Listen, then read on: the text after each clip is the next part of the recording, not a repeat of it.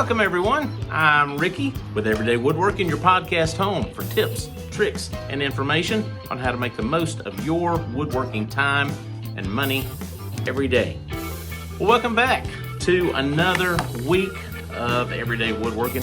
Let me just state the obvious. Obviously, I'm recording outside today. It's such a beautiful day today. I just thought it was kind of a waste to stay inside and record. So I'm out here in the shop right now. Cars are going by. It's just a beautiful day. So if it's a little unusual, if there's a little background noise or whatever going on, it's because I'm out here. All right. But welcome back to another week of Everyday Woodworking. Let me say I apologize for missing last week. If you're a regular listener, you know we try to post podcast episodes every week, but I missed last week. Our woodworking business at Apple Valley Farm, that's how we make a living. So it's just booming right now. And I've been in the weeds in the shop, so I've been trying to stay caught up. And I just hadn't had time to put together a new show. But then the other night, I got an email from one of our listeners, Noel 727. Noel, if you're listening, thank you so much for reaching out to me. Noel asked me what happened, and it was kind of a gut punch to me. It was a surprise to me. And getting that message just made me start thinking. I knew, but it was really a reality check for me, because it made me think, wow, there really are people who are following the podcast and they're expecting to hear something every week. And that's awesome. It's also an awesome responsibility. But hey, I'm sorry for not making the show more of a priority. But you can be sure that from now on, I'm going to be seeing things in a whole new light. So anyway, thank you guys for being here.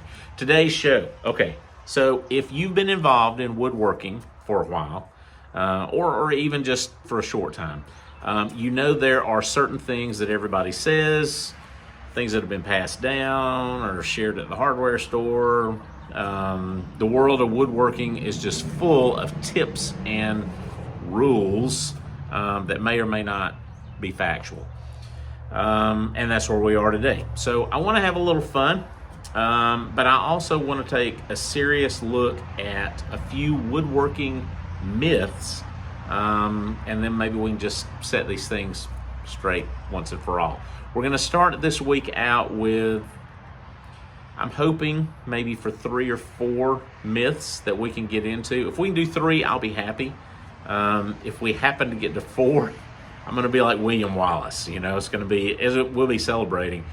Let's just see how many of these babies we can knock out. Let's see what we can dig into. And then if we have a ball with it, we may come back and do more and make this like a regular spot. I think we will. I think it's going to be a lot of fun because I had fun putting it together. All right, there we go. So let's get going. All right, myth number 1. You ready? And by the way, these are in no particular order. It's just random stuff that I thought was interesting. Stuff that, mostly things that I had heard or experienced myself. So, myth number 1, don't shake a can of poly because it'll cause bubbles on the surface of your project. My goodness, how many times have you heard that? I have always heard this, and frankly, it stresses me out because I'm not like a finished guy. So I'm always stressing, especially when it comes to the final finish, especially when it comes to poly or varnish or something like that. I'm always worried I'm going to jack it up. So I've always heard this, stir the poly, don't shake it. The manufacturers even put it on the can. Don't shake this. It's got to be right? Don't do it. Actually, I'm going to tell you what makes sense to me on this. And so as I was researching, there are a lot of conflicting opinions on this. It was really hard to find a definitive answer that I could really count on. So I just had to look at everything and then use what made sense to me, use my own logic and say, okay, this is what I determine is correct. Now I'm going to pass that along to you. So this is what makes sense to me. Let's just assume that you always stir your poly and you never shake it. Assuming you do that, have you ever put the poly on something, whether it's oil or water-based, whether it's with a brush or whatever, have you ever had bubbles appear in the surface that you had to deal with? Of course you have. If you said no, you're lying. I know you're lying because it happens to me every time. It happens to all of us. So my logic is, if you're going to get bubbles anyway, then stop thinking that stirring your poly is going to prevent that from happening. It's going to happen. You're going to have bubbles. And when they do, they'll rise and they'll pop. And if they don't pop, you can use a heat gun or your propane torch or whatever, and you can pop them. Doesn't matter if you're using oil or water-based. Yeah, it does. Again, I'm not a finish guy, but I'm intelligent enough to know the oil-based poly dries more slowly. So the bubbles have time to rise to the surface because it doesn't get thick in there. So they can rise up through that and then they can pop or be popped. The water-based poly dries much faster, and so it thickens up, and so the bubbles can get trapped in there much easier. So bubbles are a concern. I'm not saying they're not a concern. I'm just saying you're gonna have bubbles whether you shake or stir your poly. So it's my determination that it doesn't matter. It doesn't matter. If you got wipe-on poly, that's okay. I don't know why, but maybe it's because you're putting it on with a rag. That seems to eliminate the air introduction problem. And so you know this probably. If you're trying to put your poly on with a roller for some odd reason, it's going to be full of bubbles. That's really introducing a lot of air. If you're trying to put it on with a foam brush, bubbles, air. If you're trying to put it on with a brush, that is still going to introduce some air. However, the brush is the preferred method. Now, I'm not going to get into synthetic versus natural bristles, blah, blah, blah, all that. That's enough information for a whole nother show all to itself. But if you're using a brush, you're still going to have bubbles. So possibly it's more so the application process than the preparation process that creates these bubbles in the finish. Anyway, I don't know. I'm not going to get into all that. But having said all that, I'm going to say shaking a can of poly does not matter. Okay, let me back up. This morning, I polyed some cornhole boards, and I shook my poly just to see how it would affect it. It didn't make a difference from stirring the poly. It was the same as it always was. Same as it ever was. All right, so in my opinion, myth number one, don't shake the poly. I think that's a myth. I think it's perfectly fine. Okay, now if you got a problem with this, if you don't agree with me, let me know. Tell me what you think. Give me some evidence. Don't just Facebook it. Don't just social media it and blast it. Tell me why and give me some logical stuff to chew on, and let's see if you can change my mind. But I believe it doesn't matter. I believe it doesn't matter. All right, moving on. Myth number two, cedar wood is rot resistant. We've all heard that, right? Everybody knows that's got to be true. Cedar fencing, it lasts forever. Cedar siding on your house, great idea.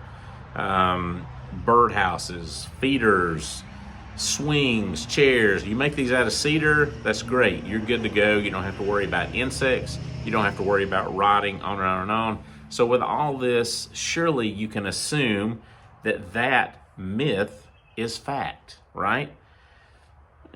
Not exactly. This myth, get out of here. This myth is true that cedar wood is rot, and I should add, and insect resistant. Excuse me. But it's not just cedar wood, it's the heartwood, not the sapwood. Okay, and now, so if you don't know the difference between heartwood and sapwood, let me explain real quick. Excuse me. All right, the heartwood is the inner part of the tree. It's usually darker in color. The sapwood is the outer part of the tree. It's usually lighter in color. The sapwood is where like water travels from the root to the leaves, and the tree can store nutrients in there, things like that. It's generally softer than the heart of the tree. So because of all this stuff, the sapwood is just not as durable as the heartwood. It's got a higher moisture content, and it's more susceptible to rot and insect infestation.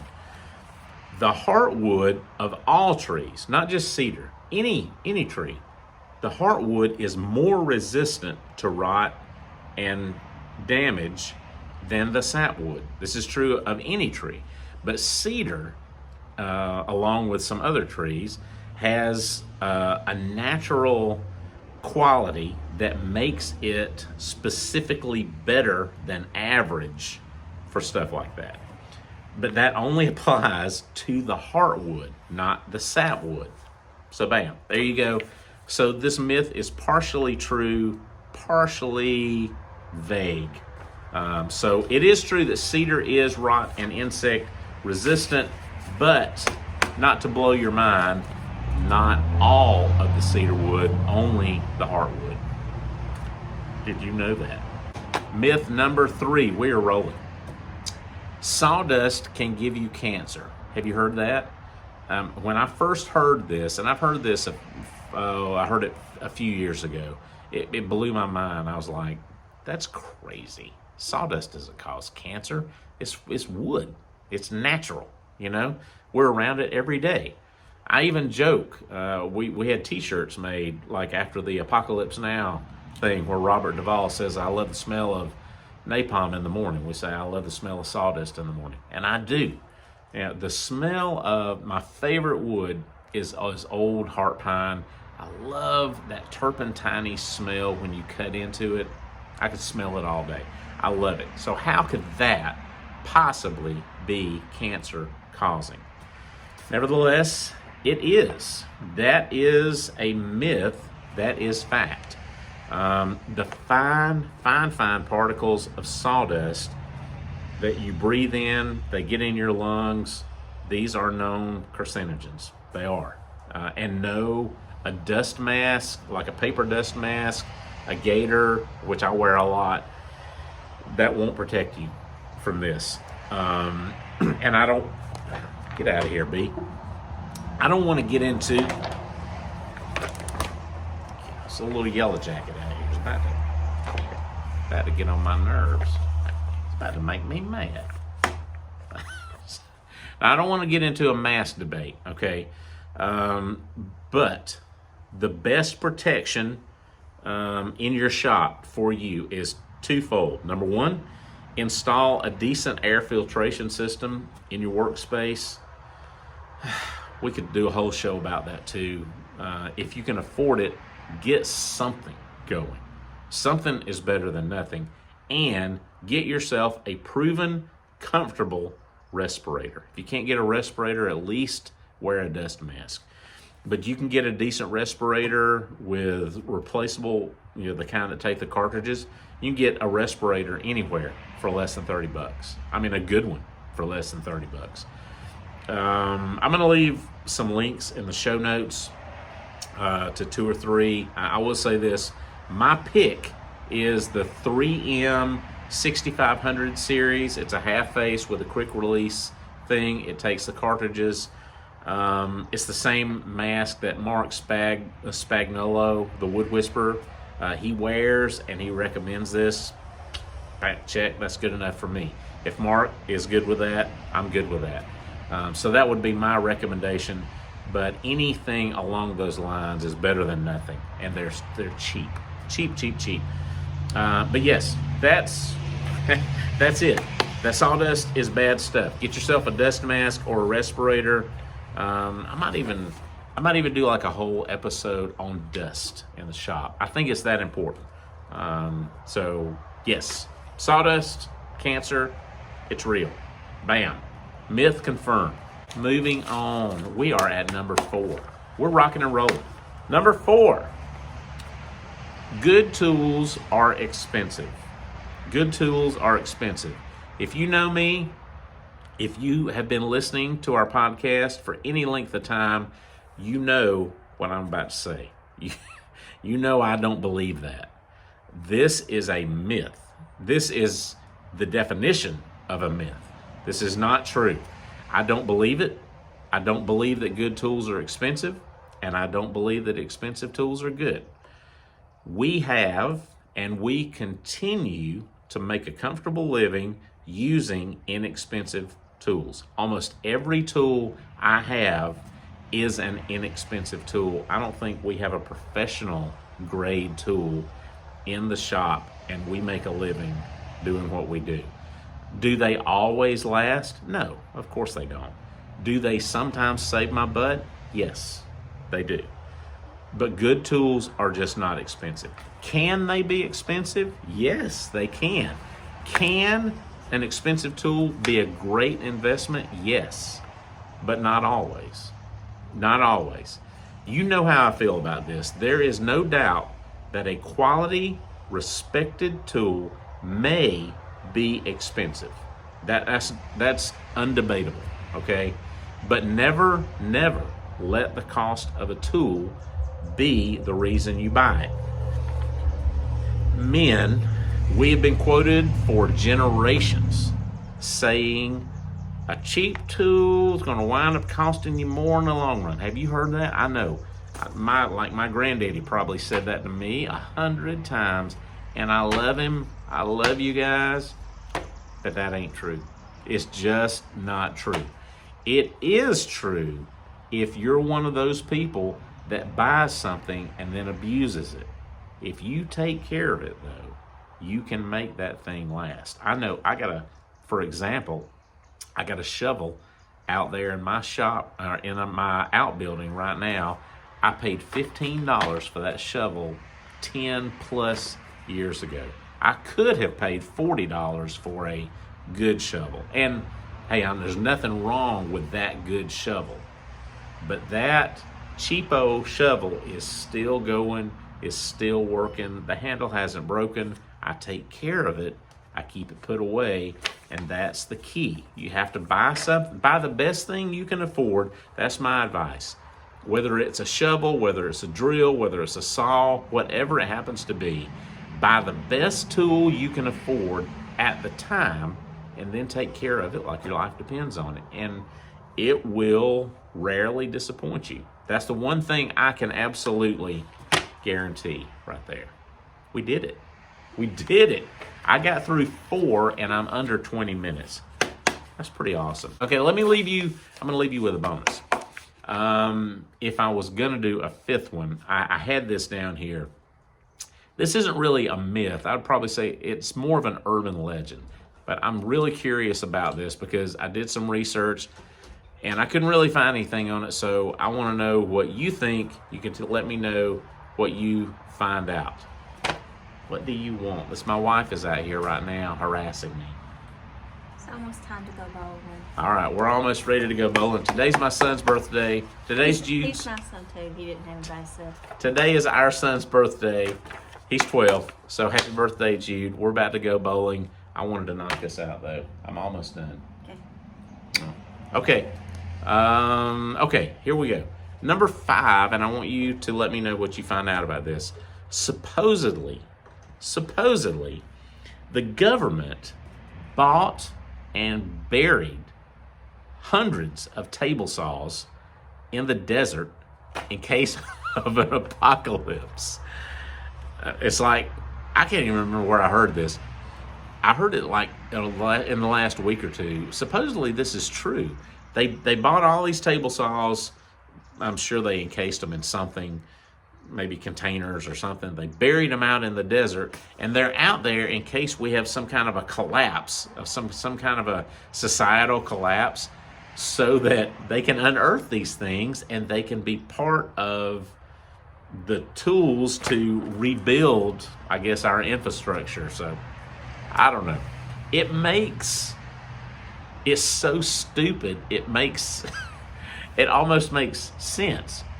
Anyway, I tried to find out about it. I Googled, I looked, I tried to find out something about it. Couldn't find anything out about it. So it's like my conspiracy theory antenna are tingling. Like there's got to be something about this that I'm missing. So anyway, let me know if you've heard this. Even if you can't find anything out about it, let me know if you've heard this too. And if you've got some information you can share, that'd be awesome too.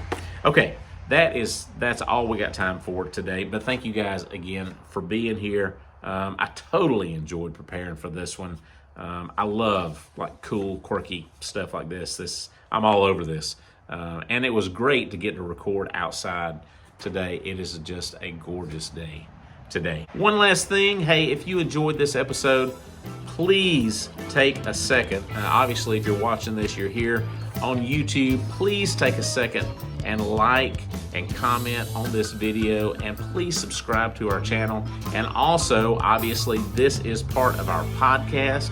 So wherever you podcast, if you want to look us up on there, subscribe to our podcast. We're doing this every week, and we're doing stuff like this all the time, having a ball, and we would love to have you there. And tell a friend too. If you're enjoying it, tell a friend to come and hang out with us as well. Finally, if you would like to learn more about us, you can check out the show notes. You can head over to our website at applevalleyfarmga.com. That's our woodworking website and our home. And that's you'll find things like our show notes for this, a podcast blog, our store, woodworking projects and plans, and yada, yada, yada, stuff like that. All kinds of stuff. Whew, that is it. Thank you guys for being here again. I hope you have a great day. Take care, and I will see you the next time right here on Everyday Woodworking.